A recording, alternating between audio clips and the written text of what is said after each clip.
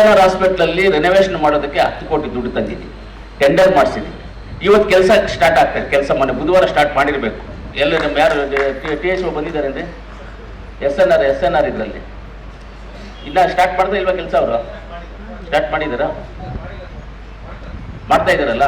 10 ಕೋಟಿ ಅಂದ್ರೆ ರಿನೋವೇಷನ್ ಏನೋ ಪ್ರಾಬ್ಲಮ್ ಆಗಿರುತ್ತಲ್ಲ, ಅಲ್ಲಿ ಇಲ್ಲಿ ಸ್ವಲ್ಪ ಗೋಡೆ ಕಲ್ಲು ಹೋಗಿ ಅಂತದಕ್ಕೆ ರಿನೋವೇಷನ್ಗೆ 10 ಕೋಟಿ ತಗೊಂಡು ಬಂದು SNR ಹಾಸ್ಪಿಟಲ್, ಜಿಲ್ಲಾ ಹೆಡ್ ಕ್ವಾರ್ಟರ್ ಹಾಸ್ಪಿಟ್ಲು ಒಳ್ಳೆ ಇದಾಗಬೇಕು, ಜನಗಳಿಗೆ ಉಪಯೋಗ ಹೋಗ್ಬೇಕು ಅಂತ ನಾವು 10 ಕೋಟಿಯನ್ನು ಅದಕ್ಕೆ ಟೆಂಡರ್ ಮಾಡಿಸಿ ಇವತ್ತು ರಿನೋವೇಷನ್ ಮಾಡಿಸ್ತಾ ಇದ್ದೀವಿ.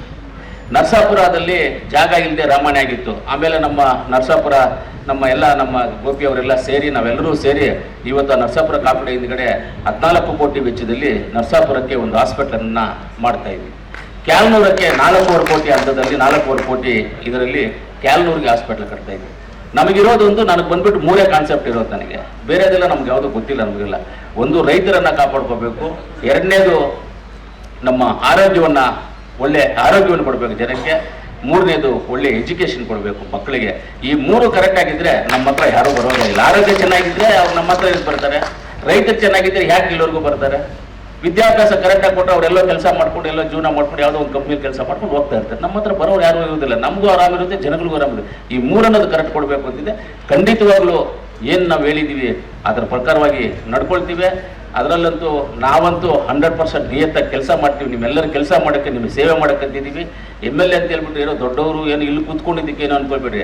ನೀವೆಲ್ಲರ ಸರಿ ಏನು ಮಾಡಿದ್ದೀರಿ ಅಂದರೆ, ನಾವೆಲ್ಲ ವಿಧಾನಸೌಧಕ್ಕೆ ಹೋಗಿ ಕೆಲಸ ಮಾಡೋದಕ್ಕೆ ಎಲ್ಲರೂ ಹೋಗೋಕ್ಕಾಗಲ್ಲಪ್ಪ, ನೀನು ಒಬ್ಬನು ಹೋಗು ಅಂತ ಹೇಳ್ಬಿಟ್ಟು ನೀವು ಓಟ್ ಹಾಕಿ ಅಲ್ಲಿ ಕಳಿಸಿರೋದು. ನಿಮ್ಮ ಕೆಲಸಗಾರ ಅಷ್ಟೇ. MLA ಅಂದರೆ ತಾಲೂಕಿನ ಜನಕ್ಕೆ ಕೆಲಸ ಮಾಡುವಂಥವ್ರು ನಾವೆಲ್ಲ.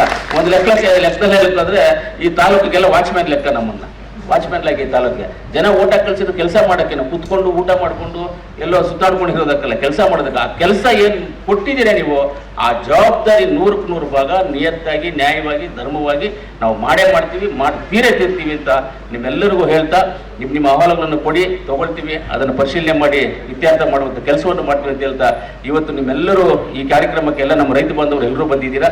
ಎಲ್ಲರಿಗೂ ನಾನು ಧನ್ಯವಾದಗಳನ್ನು ತಿಳಿಸ್ತೀನಿ. ನಮಸ್ಕಾರ. ಜೈ ಹಿಂದ್, ಜೈ ಕರ್ನಾಟಕ.